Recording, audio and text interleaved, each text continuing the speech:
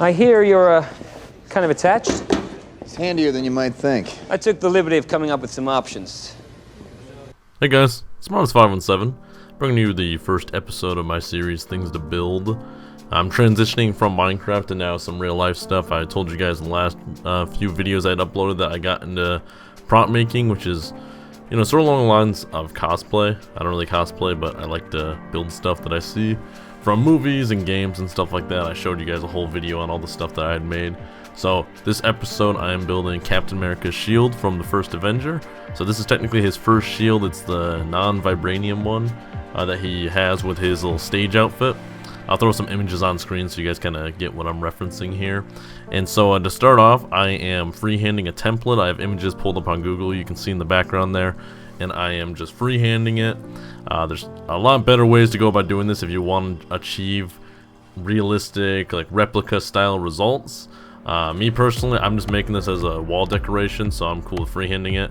I'm comfortable enough with my own sort of drawing abilities. It's not the best and it's not the most accurate, but hey, you know, it's just the way I prefer to work. I don't, you know, want to have to go, you know, print off this huge thing and tape it together and do this. But hey, if that's the way you want to go about doing it, you want something a lot more screen accurate, you know, you be my guest, but this is just the way I prefer.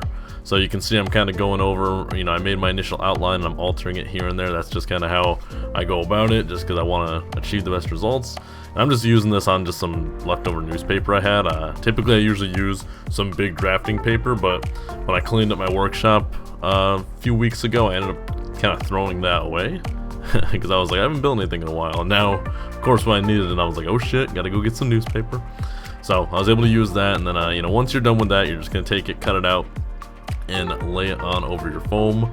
The material I'm building this out of is EVA foam, which is typically it's the stuff that you put on the floor, like in a garage or something, to stand on. Like it's an anti-fatigue mat, but it is very good for, you know, making like props out of. You know, you can just kind of pick it up at Harbor Freight for like what, like $8 or $9 for 4 pieces of it, and it works great for, you know, builds like this. You just apply your template to it, do an outline, and then you cut it out with a box cutter. And you just gotta be careful though, because the foam does dull blades very quickly, so you're either gonna keep your blades pretty sharp or have disposable ones on standby. I buy like a 50 pack of blades for like a couple bucks on Amazon, so you know, that kind of keeps me able to make nice clean cuts, because once it dulls, it just starts tearing and it's a whole nightmare trying to fix that stuff. So as you can see here, I am just applying my template. I only did half the shield because I want to just flip it over and try to mirror it as best I can. I want it to be fairly symmetrical, but I run into a little issues here just because I did the outline, but I wasn't fully satisfied with the way it was looking. So you'll see after I apply the template, I end up altering it slightly. I freehand it yet again. So I didn't achieve perfect symmetry, but you know, I'm not looking for the most realistic thing. I want the base style of the shield, and a lot of my mistakes I can cover up in the future. So when you finish painting it and stuff like that, you go about weathering it to make it look distressed, because this thing's been through battle. So you want to make it look like, you know, it's all dirty, like it's picked up dirt and rust and all these other things. So a lot of my mistakes I can cover up with that, and so I'll be able to handle that, and I'll show you guys that in a little bit. But as you can see, I applied my outline, I got it on the foam here, and now I'm just kind of adding to it. You can see now at the very top I altered it. I gave it a little more, you know, of like a hump at the top, and so now I'm just trying to find my center point. I am eyeballing it. I'm not exactly trying to achieve the most screen accurate. Like, you can probably look up online the exact measurements and this and that, but I'm way too impatient with that. I'm like, grab the ruler and make a straight line. And so the straight line I'm making is just to find my divider between where the blue paint is gonna go and the red and white paint. And so I could have just used some painter's tape for this, because painting over the Sharpie is a little bit of a pain, because you know, it's a lot darker than the foam itself, so you gotta kind of add extra layers of paint. But I wanted to just throw that on there, not have to worry about it. So once I'm done with that, get the box cutter, make sure you stay nice and straight, because as you tend to cut into it, sometimes the blade will wiggle, or you'll kind of lose your positioning and you'll end up putting a bevel on it that you don't want. So I ended up messing up a little here when I was going about it. See, I speeded up a little bit just because it can take a little bit of time, but as I cut near the bottom, I started to definitely hit a bevel. But this is just going to sit flat on my wall, so I'm not too worried about it. If you're looking for something that you want to carry around and stuff like that, You know, like if you go to like cons or anything like that, you probably want to, you know, not make that many mistakes. But, you know, like I said, I'm just going to throw this up on the wall, call it a day. Not looking for the most crazy accurate thing. And so right now I'm just inspecting it, looking at it. I see a few of my marks. I'm going to cut near the top because I made a few errors. Now, I have a rotary tool, like a Dremel, that I use with a sanding drum that I use just to shape up my edges. So you can see I'm cutting off a little bit of excess here, but it ends up looking a little messy. So I get my rotary tool, I fix it up. If you don't have that, then you definitely want to aim to cut it nice and clean. Now the beauty of what I did with this though is that you can see there's still a lot of the Sharpie left in my outline. I went bigger than I needed to. That way, if there are any obvious points where the symmetry looks a little out of whack, I can go in and cut that off later on. If I cut it off now and I wasn't fully happy with it, I already cut off more. It's easier to take off material than you can't really put it back on, you know. So, you know, go about that. So right here, I threw my respirator on, grabbed my rotary tool, just gonna go ahead and shape it up a little bit because you can see the top is a little messy there. So once I finish up with that, I shape it up. Looks pretty nice overall. And one thing you may want to do here, I recommend, you can see I have my box cutter just sitting there with the blade free and out. Make sure when you're done cutting it, you know, put the blade away. You don't want to cut yourself because I'm used to working with it a lot. I know where it is and stuff like that, but I've cut myself one too many times, so I recommend, hey, when you're not using the knife, put it away. I realized that after I put it down, I was like, oh shit, could have put my hand down and just, you know, I don't want to get blood on it. I don't want to make a mess. So now I'm just looking at it, kind of showing it to the camera, saying, hey, look. So now you can see the top is a lot more refined. It's got a little bit of like the swedge at the top, and so now you can see I'm bending it. So the shield itself actually is arc. It like has a little arc to it or whatever. And so the way you achieve that with EVA foam is you want to use a heat gun. And you want to just apply some heat, make sure you're moving the heat gun constantly. If you put it in one spot too long, it's going to burn it. And you want to just form it into that shield. Now, since I'm putting mine on the wall, I'm leaving mine completely flat because it's just going to sit against the wall. And you saw I was taking a belt there and doing that. If you wanted to actually carry this thing around, you would just take a belt, cut it to length, and then glue it on there. That way you have a spot to grip it. And so now, moving on to the next step, I'm taking some Mod Podge, which is just like a sealer. I don't really know exactly what it's for, but this is what I use it for. You take it and you throw it on the EVA foam, and you're applying a clear coat to it, just like a nice even surface area. That way when you apply your paint, it just has a nice area to sit on. The EVA foam is not exactly a hard surface, it's more squishy. The paint doesn't want to stick to it that well, but the Mod Podge does. So I apply a couple, I think I applied 2 or 3 coats onto it, made it nice and just flat. And then I'm going to take some blue paint here and get started on the top. If you don't have Mod Podge, you can use, I think, some Elmer's glue and some water. You just want to dilute the paint a little bit, and then you apply it. And you definitely want to add more, at least probably 4 to 5 layers onto it if you're going to use spray paint, because spray paint, when it gets on the foam, it kind of like eats it away. You can also use Plasti Dip. I just like the Mod Podge. It's like a couple bucks at your local craft store, and I'm able to just kind of go to town with it. So right here, I'm just typically you'll want to use some painter's tape, but I was kind of working at a brisk pace, so the Mod Podge at the bottom wasn't fully dry, so I was just kind of freehanding it. I knew I had my Sharpie mark to stay within the line, but once I had to work near the bottom, I applied some painter's tape. And so once I get that applied, I keep going. I had to add like 4 to 5 layers of blue before I could finally not see the EVA foam beneath it.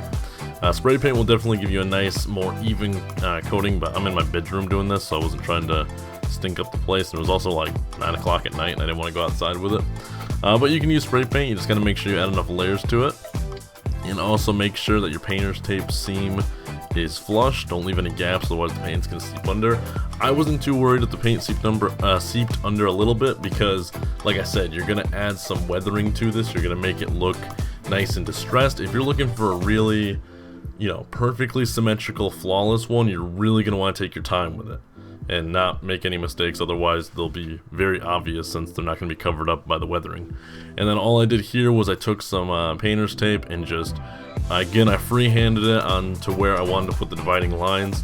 The blue painter's tape marks underneath that is going to be where the white paint goes, and the gray spots where the red paint's going to go. I'm just going to go ahead and just start painting that up. Once I add enough of that, I'll go ahead and add some white paint, and we will achieve a nice looking shield. And this is overall fairly simple. I'm going to be able to knock this out in about a day. So you guys should have no problem with it if you go about it. I'll leave a list of information down below of stuff that you can use on the build. Alright, and from there on we're going to go ahead and start applying the white paint. So you can see I already did that, trying to save a little bit of time here because you guys don't need to see the entire process, otherwise we're going to be here all day. So went ahead and applied the white paint to the remaining spots, and then peeled off the painter's tape, and now we're left with a nice pristine looking shield. I got my measurements a little bit off because I was just freehanding everything, and so one of my stripes I think on the right side is a little bit thin. So once I start weathering it, I do my best to kind of remedy that, but you know, what are you gonna do? I could go on the left side of it and shave off a little bit if I really wanted to, but it doesn't bug me that much. I can throw it on the wall, and unless you're looking at it for a little bit, you're gonna notice it, but other than that, it looks pretty good once it's all said and done. And so right there, I actually took a stencil that I'd made of a star. You know, I made half of it and went ahead and applied it to the center. I eyeballed it. You could, you know, find the center point and then place it pretty precise, but you know, I was confident I could find a nice center area. Did an outline, and now I'm just using some painter's tape just to kind of like solidify the outline, make sure that when I paint it, I don't really, you know, make a mess or anything like that. And so go ahead and go about doing that, and then I'm just going to add some white paint in the center, get that filled in, and then you got to make 2 more stars that are slightly smaller. My phone is going up, real professional. You got to make 2 smaller stars, put them on the left and right side, and again, if you find the center point and you find your exact measurements, it can make it a whole lot easier. I had a little bit of trouble, but I prefer just to kind of wing it than just do the do the measuring part of it. And once you do that, it's the same as the first star. You just do a little template, and then boom, boom, boom, all said and done. And so once you get all that painted up, we move on to the weathering. And the weathering to me is my favorite part because you're in the home stretch. You're mainly done with the build, but you really just get to cover up any mistakes you've made. So like you can see on that star, I have a little bit of overhang, and you know, you can even see on the smaller ones I made, it's a little bit. They have a little bit of like, you know, kind of messy areas that I can cover up. So what I'm doing here is I'm taking a paintbrush and I'm wetting it, and then I'm actually spraying down the prop, getting it nice and wet, so that way when I apply my paint, it kind of just, you know, it can move around more. I can wipe it off if I add too much. So you're gonna see I'm gonna gunk this thing up, but I'm gonna wipe away a lot of it so that it's not just so solid on there. So you can see the paint is just nice and, you know, it's very diluted. And I'm just gonna wipe it, and I'm really just gonna try to dirty up this thing, because you gotta imagine, you know, you're fighting people with it, you're dropping it in the dirt, it's getting shot, we're making it dirty. So you can see I'm just really throwing it on there, and I'm gonna take a napkin here and just wipe it and just really just try to grunge it up. And you really just want to be inconsistent with this. It's not gonna be a perfectly symmetrical thing, so you're gonna go like crazy. And the colors I'm using black and brown and some orange. So mainly I'm using the black and brown just to make a really nice grungy looking color. I throw the orange in a few areas to highlight where maybe some rust would start forming, and then I use this stuff called Rub and Buff, which is just this silver kind of like liquidy powder material, and I rub that along the edges in a few spots to make it look like metal is showing, that the paint has fully worn away. And you know, it just makes it look like it has metal beneath it at a glance. And then you can see I'm adding paint to the areas in the star that were a little bit, you know, had that overhang, trying to cover them up. And on my right star you can see some white that like smeared out because it was still wet, so I go ahead and I add more to that later on. But you know, overall I'm just really trying to add, you know, it all over, you know, but at the same time you don't want it to look fully symmetrical. So right now I have a constant slant going from the upper right of the shield to the bottom left, and so I start mixing it up and I start doing it the other way and just crisscrossing everywhere, and you can see it really just starts to form. It takes away the pristine look of it, makes it look nice and just grungy, and it really just adds to it. It's just a lot of fun to do. You can really, there's really no wrong way to do it. You know, if you add too much or say you mess up an area, you can always paint back over it, or you could just try to, you know, rub away with some water again, get rid of it. You just don't want to go too hard, otherwise you'll actually mess up the paint beneath it. But you know, all in all, you're just gonna go crazy over it, and you can see it's coming together. And I'm actually just spraying some water on there, really just try to get rid of any extra. The key is to kind of like add a ton, but you want to get rid of it and let it settle into any like cracks and crevices on it. This is a pretty smooth surface overall, but on other props it will sink into those cracks and crevices where dirt actually would sink into. What you can see I'm doing here is I took a Sharpie marker cap and pressed it into the shield, like made a depression, and then I took the end of my paintbrush and put it in the center, and I was trying to make what looked like bullet holes, and I'm just taking the silver Rub and Buff and just putting it in there because, you know, you're gonna imagine this thing probably blocked a few shots, and so if a bullet hit that thing directly, it's probably gonna remove the paint entirely. So I add the silver rubbing buff to a few spots, and then I go in with some paint again and kind of like dirty it up. And you know, all in all, it's just kind of, you know, it's looking good, looking nice. And so once you're done with this, all you want to do is just take some more of the Mod Podge and just add a coat to it again, like 1 or 2 layers, just to kind of protect your paint job. You don't want it to get messed up after you get done doing this. But you know, overall, that's Captain America's shield. It's pretty cool. I'm very happy with the results. I am going to, you'll see in the next video I have recorded, I actually have it displayed on my workbench. It's not on the wall, but it's just kind of tucked away in a corner, and it looks really cool just sitting there, you know. And yeah, I think that's pretty much it for the video. I hope you guys enjoyed this first episode. Please leave me comments of things you would like to see in the future. You know, I'm very interested in showing this side of what I've been doing in my spare time. This is a hobby that I've been at for a little over a year and a half now, that I have a lot of fun doing, and I'm glad I could actually bring it to the channel, share it with you guys. So please give me some feedback, let me know what you guys think, let me know what you'd like to see in the future, and I'll see what I can bring you guys. So yeah guys, that's it for the video. I hope you guys enjoyed. If you did, please do leave a like, don't forget to subscribe, and I'll see you next time.